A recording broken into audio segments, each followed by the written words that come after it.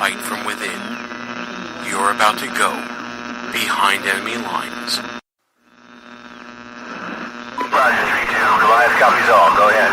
Target is surrounded by multiple firms entering what appears to be a residential area. Requesting permission to engage. From the People's Republic of New York City, you're now going behind enemy lines with Gene Baradelli and Russ Gallo.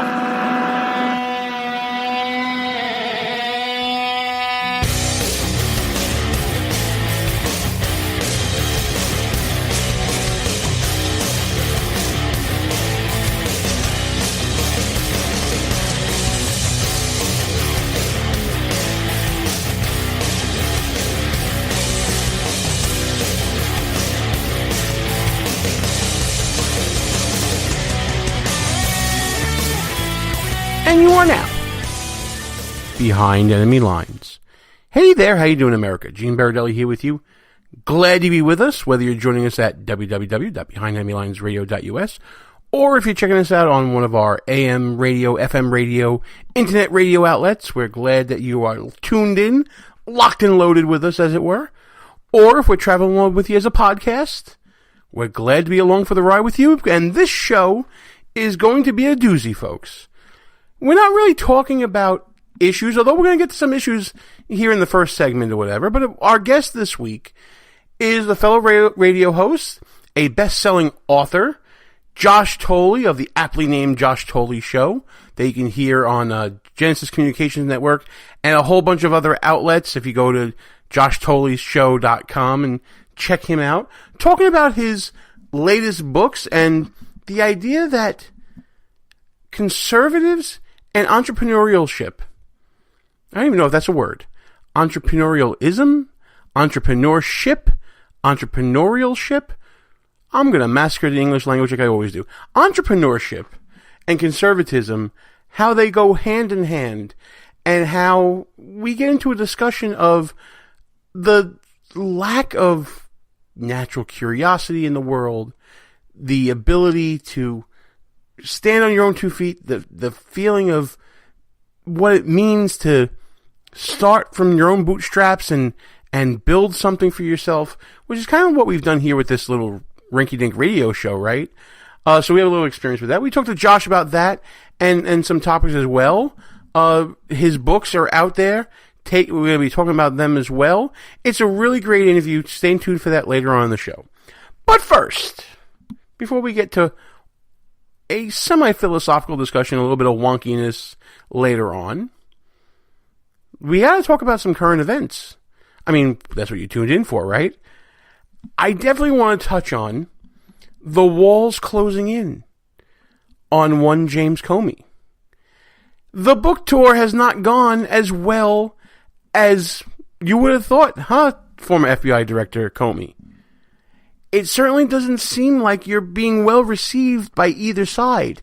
I mean, we already knew that the reception from conservatives was not going to be great.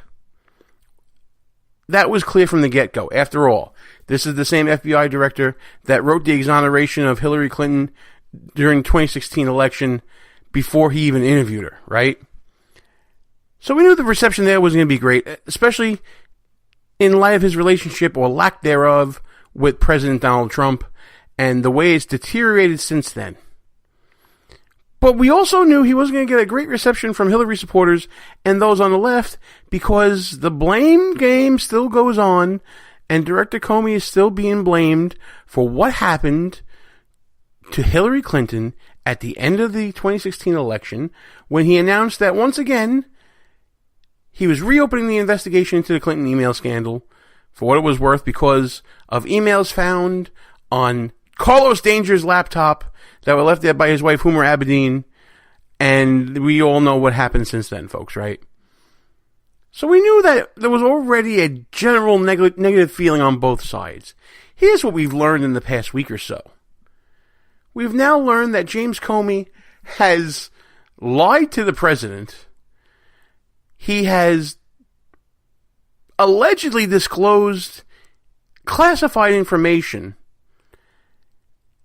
He himself is under federal investigation, And as these walls all close in around him, and he backtracks from book interview to book interview, we're finding out that James Comey has got a legal team looking out for his best interests as these walls close in, because he may be a target, folks.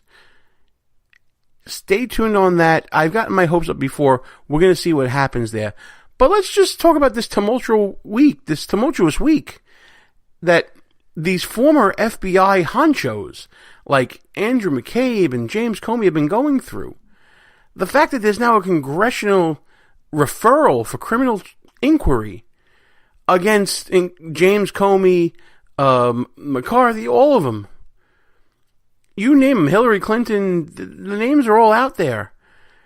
Let's put aside the fact that there's an IG criminal referral for McCarthy.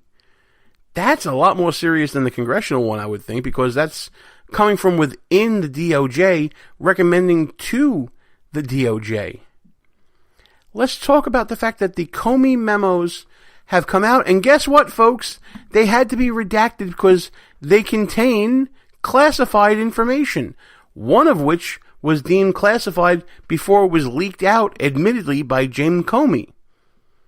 But others have been since upgraded in classification, and we're finding out now, this week, that those classifications go pretty high.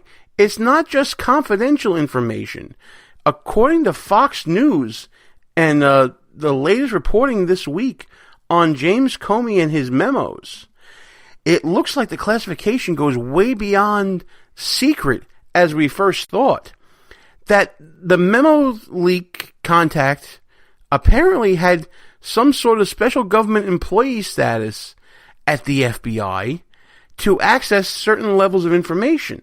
So the question becomes whether this status, for Daniel Richmond, the person who was leaked the information, who, by the way, wasn't getting paid by the FBI, whether or not he actually had clearance to look at these memos, and then what happens when someone such as Richmond, who's assigned to special projects by Comey and had a security clearance, intentionally leaks them out at the behest of his quote-unquote boss. It gets really dicey here, folks. We're going to be seeing a lot of issues developing from this intentional leak. But here's the kicker for me. Let's flash back to the Hillary Clinton investigation that was going on in the summer of 2016. The one I referred to earlier where Jim Comey was writing up the exoneration of Hillary Clinton before he even got to interview her. The one where they interviewed Hillary Clinton with no transcript being created, nothing on the record, no swearing under oath, none of the stuff that you would think would come with the interview of a target of an investigation. That investigation, remember that one? Well, do you remember Jim Comey standing up at a podium, giving chapter and verse as to what happened with Hillary Clinton, and talking about, yes, this information got out there. Yes, we believe it got into the hands of some very dangerous people. Yes, it was all done negligently, extreme negligence. Remember, the investigation was headed up by Andrew McCabe. I was calling him McCarthy before, but it's McCabe. Duh. Remember all that? And then Jim Comey saying, because she didn't have the specific intent to leak the information, that it wouldn't be a crime that he would recommend prosecution of, and it should really be just concluded as such. Remember all that? Well, let's turn the tables now on Mr. Comey. He had that specific intent that he claimed that Secretary Clinton did not have.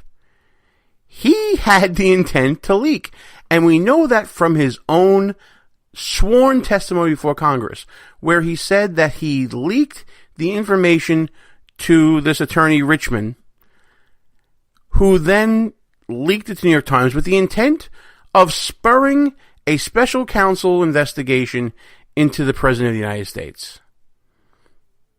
Just think about that for a second. He is now admitting to the intent that Clinton didn't have, according to him. So, by extension of his own logic, don't you think that maybe he would be a little bit in trouble, and maybe that's why he is now lawyering up with a team full of lawyers that are former U.S. attorneys that are all loyal to him and that have all been with him for over a year now, according to most reports. It doesn't get any crazier than this. But what we're going to start seeing, folks, in my opinion, is the walls close in on Comey from the pressure being exerted on so many other people. McCarthy, whatever I was calling him, Andrew McCabe is definitely feeling the pressure. He's lawyered up, and we are going to see him probably turn on Comey based upon statements made by Comey during his book tour saying that he initiated the investigation into Andrew McCabe, and he was the one that started that whole ball rolling. And it's going to come out, obviously it's already come out in the news, I should say, that McCabe was saying that the information that he was working on with reporters was given with the full knowledge of Director Comey, with Director Comey saying, not true, not me, fake news, and all that stuff. So you're going to start seeing maybe, a circular firing squad happening here with the higher-ups and the higher muckety-mucks, the former high muckety-mucks, I should say, of the FBI. That's where it gets interesting to me. This is the swamp, after all. When a ship is sinking, everybody doesn't get together and start bailing out the ship. They run to save themselves. Jim Comey's going to run to save himself. Andrew McCabe's going to run to save himself. They're all going to run to save themselves. It's going to be interesting to see what happens. But just before we round out the segment, folks, I just want to bring up one little, sweet, sweet irony that we found in the memos. And that, of course, is Director Comey's recorded conversation, recorded as in one of the memos, with President Donald Trump, where he claims to not be a weasel who leaks. When I saw that, I couldn't help but laugh my giant Italian butt off. Couldn't help it. Because what did he end up doing? He's saying, I don't leak, and what's he putting it? In a memo that he then intentionally leaks to the press via his attorney, Mr. Richmond. You can't make this stuff up, folks.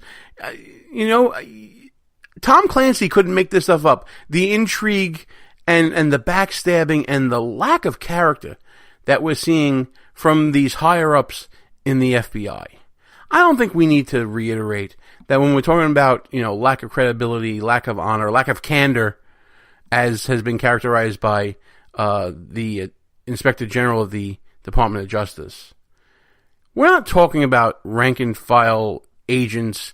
We're talking about those political appointees who have sharked their way up the food chain to the higher reaches of the deep state that is the Department of Justice and the FBI. That's who we're talking about. But there's going to be more to come, folks, because, other breaking news this week being reported, all over the news is that GOP members of Congress who are involved with the House Judiciary Committee have reached an agreement with the Department of Justice over producing certain documents on FBI decisions and investigations, which should include those missing text messages between Strzok and Page that were much discussed a few months ago. I'm sure in redacted form. There's going to be a lot of stuff coming here, folks. There's going to be another IG report coming out in the weeks and months to come. My goodness, the walls really are closing in. Whoever told James Comey that it was a smart idea to write a book regarding an ongoing investigation that was still pending by the time the book gets published, I hope that person made a lot of money up front, because that person, if we ever find out who it is, should never give advice to anyone ever again. I mean, come on.